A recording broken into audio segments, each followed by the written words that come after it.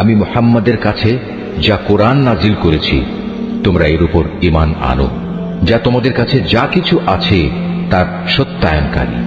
তোমরা কিছুতেই এর প্রথম অস্বীকারী হইও না এবং বৈষয়িক স্বার্থে সামান্য মূল্যে আমার আয়াত বিক্রি করো না, এবং তোমরা শুধু আমাকেই ভয় করো।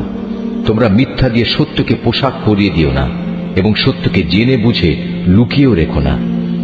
তোমরা নামাজ প্রতিষ্ঠা করো, যাকাত আদায় করো। যারা আমার সামনে অবনত হয় তাদের সাথে মিলে তোমরাও আমার আনুগত্য স্বীকার করো। তোমরা কি মানুষদের ভালো কাজের আদেশ করো এবং নিজেদের জীবনে তা বাস্তবায়নের কথা ভুলে যাও? অথচ তোমরা সবাই আল্লাহর কেতাব পড়ো, কিন্তু কেতাবের এ কথা তোমরা কি বোঝো না? হে ঈমানদার ব্যক্তিরা, তোমরা সবর ও নামাজের মাধ্যমে আল্লাহর কাছে সাহায্য চাও। যাবতীয় হক আদায় করে নামাজ প্রতিষ্ঠা করা অবশ্যই একটা কঠিন কাজ, কিন্তু যারা আল্লাহকে ভয় করে তাদের কথা আলাদা। যারা জানে একদিন তাদের সবাইকে তাদের মালিকের সামনাসামনি হতে হবে এবং তাদের সবাইকে তাঁর কাছে ফিরে যেতে হবে, তার জন্যে এটা কঠিন কিছু নয়। হে বনী ইসরাইল জাতি, তোমরা আমার সেই নিয়ামতের কথা স্মরণ করো যা আমি তোমাদের দান করেছি। আমার সেই নিয়ামতের মধ্যে একটি ছিল আমি তোমাদের সৃষ্টিকুলের উপর প্রাধান্য দিয়েছিলাম। হে ঈমানদার ব্যক্তিরা, তোমরা সেই দিনটিকে ভয় করো যেদিন একজন আরেকজনের কোনোই কাজে আসবে না।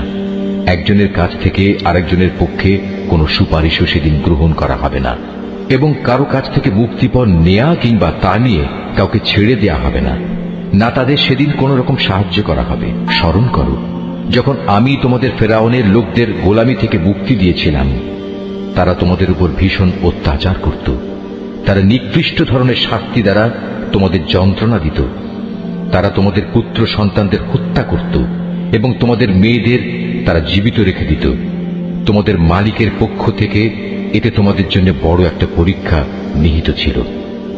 আরো স্মরণ করো যখন আমি তোমাদের জন্য সমুদ্রকে দ্বিধা বিভক্ত করে দিয়েছিলাম, অতঃপর আমি তোমাদের সমূহ মৃত্যুর হাত থেকে বাঁচিয়ে দিয়েছিলাম এবং আমি ফেরাউন ও তার দলবলকে সমুদ্রে ডুবিয়ে দিয়েছিলাম। আর তোমরা তা তো নিজেরাই প্রত্যক্ষ করেছিলে।